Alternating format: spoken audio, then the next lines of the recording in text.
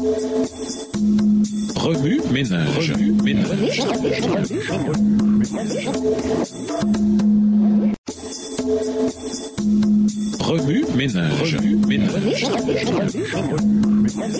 Bienvenue à votre émission Remue ménage. Nous voilà à la leçon de mardi. Investiguer. Quelle lumière ces versets jettent-ils sur la préoccupation juive de protéger le sabbat? Lisons Jérémie 17, les versets 19 à 27 et Néhémie 13, les versets 15 à 19. Jérémie 17, les versets 19 à 27. Ainsi m'a parlé l'Éternel, va et tiens-toi à la porte des enfants du peuple, par laquelle entrent et sortent les rois de Juda et à toutes les portes de Jérusalem. Tu leur diras, écoutez la parole de l'Éternel, roi de Juda et tout Juda, et vous tous habitants de Jérusalem qui entrez par ces portes. Ainsi parle l'Éternel. Prenez garde à vos âmes, ne portez point de fardeau le jour du sabbat, et n'en introduisez point par les portes de Jérusalem. Ne sortez de vos maisons aucun fardeau le jour du sabbat, et ne faites aucun ouvrage, mais sanctifiez le jour du sabbat, comme je l'ai ordonné à vos pères. Ils n'ont pas écouté, ils n'ont pas prêté l'oreille, ils ont raidi leur cou pour ne point écouter et ne point recevoir d'instruction. Verset 24. Si vous m'écoutez, dit l'Éternel, si vous n'introduisez point de fardeau par les portes de cette ville le jour du sabbat, si vous sanctifiez le jour du sabbat et ne faites aucun ouvrage ce jour-là, alors entreront par les portes de cette ville les rois et les princes assis sur le trône de David, montés sur des chars et sur des chevaux, eux et leurs princes, les hommes de Juda et les habitants de Jérusalem, et cette ville sera habitée à toujours. On viendra des villes de Juda et des environs de Jérusalem, du pays de Benjamin, de la vallée, de la montagne et du midi, pour amener des holocaustes et des victimes, pour apporter des offrandes et de l'encens, et pour offrir des sacrifices d'action de grâce de la maison de l'Éternel. Mais si vous n'écoutez pas, quand je vous ordonne de sanctifier le jour du sabbat, de ne porter aucun fardeau, de ne point en introduire par les portes de Jérusalem le jour du sabbat, alors j'allumerai un feu aux portes de la ville, et il dévorera les palais de Jérusalem et ne s'éteindra point. Néhémie 13, versets 15 à 19. À cette époque, je vis en Juda des hommes foulés au pressoir pendant le sabbat, rentrer des gerbes, chargés sur des ânes, même du vin, des raisins et des figues, et toutes sortes de choses, et les amener à Jérusalem le jour du sabbat. Et je leur donnai des avertissements le jour où ils vendaient leurs denrées. Il y avait aussi des Tyriens établis à Jérusalem, qui apportaient du poisson et toutes sortes de marchandises, et qui les vendaient aux fils de Juda le jour du sabbat et dans Jérusalem.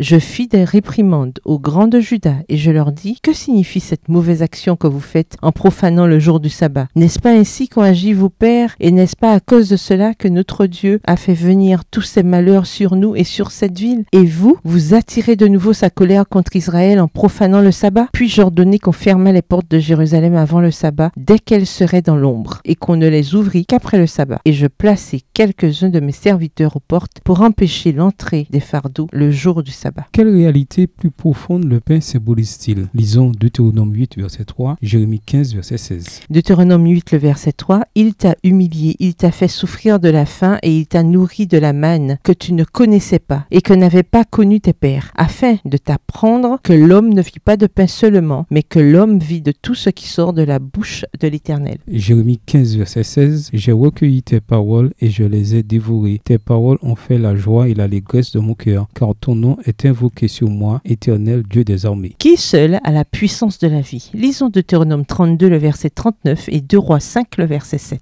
Deutéronome 32, verset 39. Sachez donc que c'est moi qui suis Dieu et qu'il n'y a point de Dieu près de moi. Je fais vivre et je fais mourir. Je blesse et je guéris et personne ne délivre de ma main. 2 Rois 5, le verset 7. Après avoir lu la lettre, le roi d'Israël déchira ses vêtements et dit, suis-je un Dieu pour faire sortir et pour faire vivre, qu'il s'adresse à moi afin que je guérisse un homme de sa lèpre? Sachez donc et comprenez qu'il cherche une occasion de dispute avec moi. Remue ménage. Quelle relation ces versets ont-ils avec le passage principal? Quels autres versets aux promesses vous viennent à l'esprit en rapport avec Jean 5 et 6? Révisez vos versets à mémoriser. Au revoir. Et à demain si Dieu veut.